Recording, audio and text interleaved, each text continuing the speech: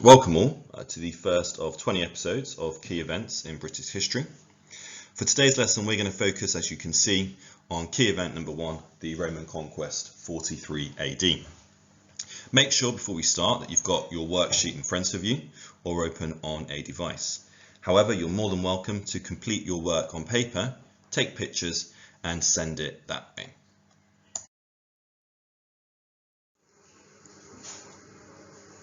So our learning objectives for today are to be able to describe the key events of the Roman conquest and then to be able to explain the significance of the Roman conquest. So for our do now task, I want us to think about, well, what have the Romans ever done for us? And for this, you really need to start considering their legacy. So try to write down at least 3 things that you think the Romans have done for us. Again, do this directly onto your sheet or onto your paper. At this time, make sure you pause the video to give yourself time to complete the task. It should take you around 3 minutes. Now don't worry if you can't think of any, just give it your best shot and we will come back to this task at a later date. So press pause now.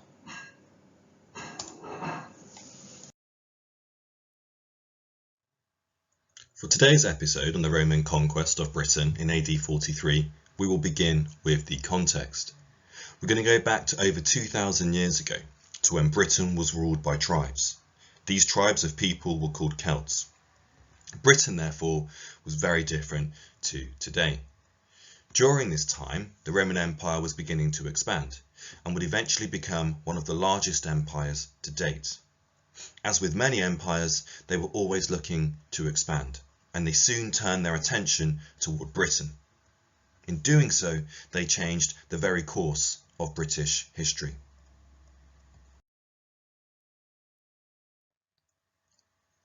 So what are the key events then of this conquest? Well, the first attempt was to conquer in B55 BC. This was a time when Julius Caesar was emperor. Upon their arrival, a storm wrecked many of their ships. Undeterred by their first failure, they tried again a year later. This time they had much greater success. They actually managed to get as far as the Thames, but once again they were forced to return to their empire. But this time it was not due to the weather, but a rebellion growing elsewhere in their empire.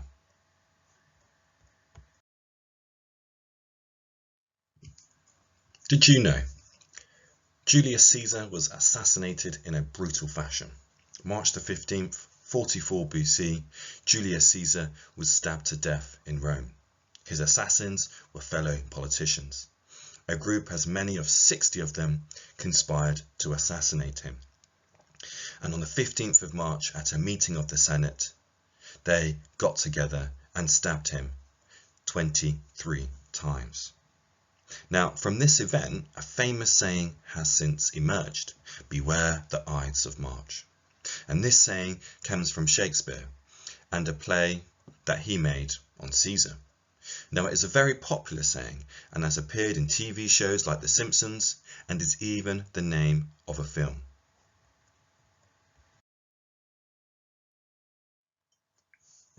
The next key event is somewhat more peculiar and would not come for another 100 years. Enter Emperor Caligula. He ordered an invasion in AD 40 and led his fleet across the English Channel. So far, so good.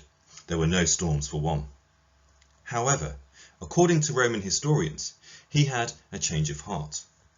Rather than continuing with the invasion, he instead instructed his men to collect seashells. Yeah, seashells.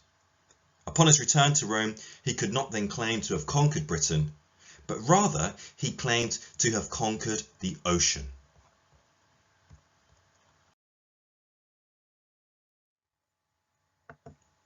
Just 3 years later, Britain was finally conquered. Well, pretty much.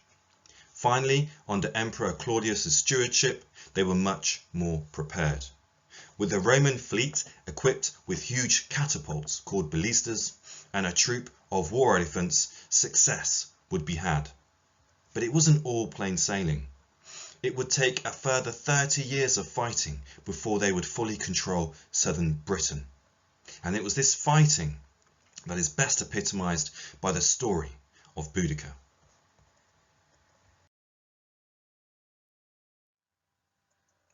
We come then to the story of Boudica, fearsome leader of the Iceni tribe.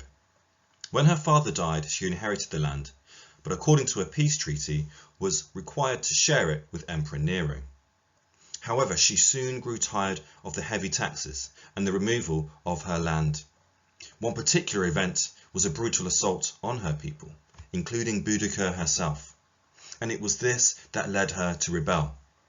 In AD 60, she rallied an army of warriors said to number 200,000 strong. They marched on key Roman settlements, burning Colchester, capturing the capital of Roman Britain, London. The Roman army, who had since turned their attentions to Wales, heard of this warrior queen and marched back to face her. Gravely outnumbered, it seemed the Roman army would not be victorious. However, given their superior training, armour and weapons, the Iceni army were defeated. Boudica, defiant in the face of defeat, is said to have poisoned herself just to avoid capture. It was this battle that would mark the end of real resistance to Roman rule in southern England, and the Romans would go on to control most of Britain for the next 350 years.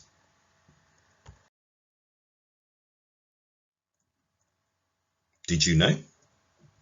Boudica's name comes from the word Buda, meaning victory. And on screen here we have an artist's impression of what she may have looked like. However, we don't really know what she looked like because there weren't any paintings and there weren't any drawings of her.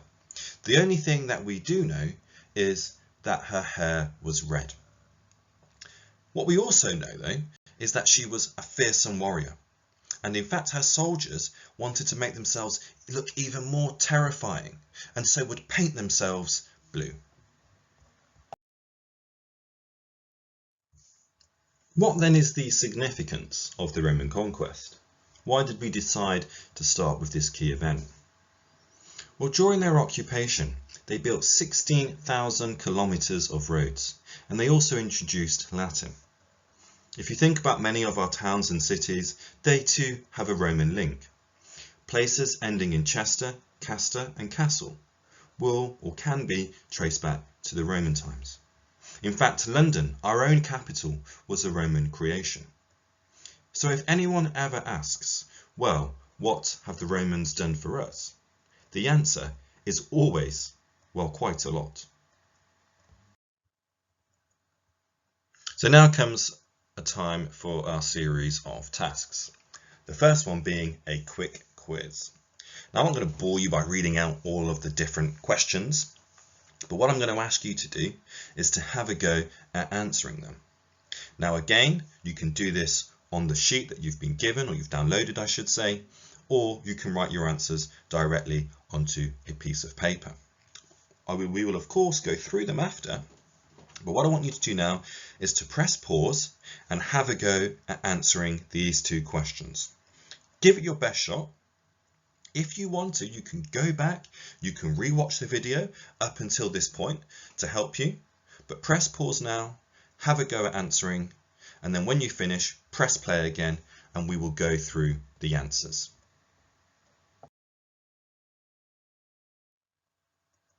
Well done for answering and having a go at those 10 questions. What you can see on screen now are the answers. What I want you to do is to mark your work and to make any corrections where you got answers wrong. Again, you're going to need time to do this, so press pause, mark your work, and then perhaps give yourself a target. It can be, I need to be able to remember when they tried to conquer, for example. Or it could be, I got 10 out of 10, I'm brilliant. But press pause, mark your answers, and then once you've finished, press play so we can get to our main task. So now time for our main task. Now before we begin either creating a storyboard or writing a newspaper article, what I want you to do is to watch the BBC Teach video on Boudica. I have provided a link on screen that you'll need to type in. I know it's a bit fiddly. Or on the worksheet that will be available online, there'll be an opportunity for you to click on that link from there, or again, use that to type it in. What I want you to do then is to watch the BBC Teach video, which teaches you all about Boudica and the events relating to Boudica and the Brahmins. And you've also got the opportunity to go away and research more about her. Once you've done that, I want you to have a go at either creating a storyboard on the events of Boudica and the Romans, or writing a newspaper article about the events of the battle and about Boudica herself. On the worksheet that has been provided, there is also a list of key events that should help frame either your storyboard or your newspaper article. Now, this task should take you around 30 minutes to 40 minutes to complete. And again, you can either submit online using Word document, or you can draw it out or write it out, take a picture and send it in that way. So press pause, because there's still one more task waiting for you.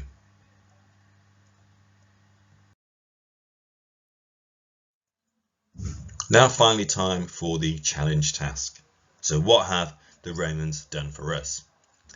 What I want you to do is to research and list at least 10 legacies that the Romans have left behind. Go onto Google and then I would just type in what have the Romans done for us or Roman legacies, and it will come up from there. Once you've identified 10 different things, I would like you to rank them in order of significance. So think about which ones have the greatest impact on our lives today. Once you've ranked them, have a go at explaining which is the most significant and why. So you might say, well, I think it was the roads that were most significant because. Then again, write it down or type it onto the computer and take a picture for it to be submitted. So that brings us to the end of today's lesson, or first episode, on key events in British history. We really hope you've enjoyed it, and stay tuned for next week's key event in British history.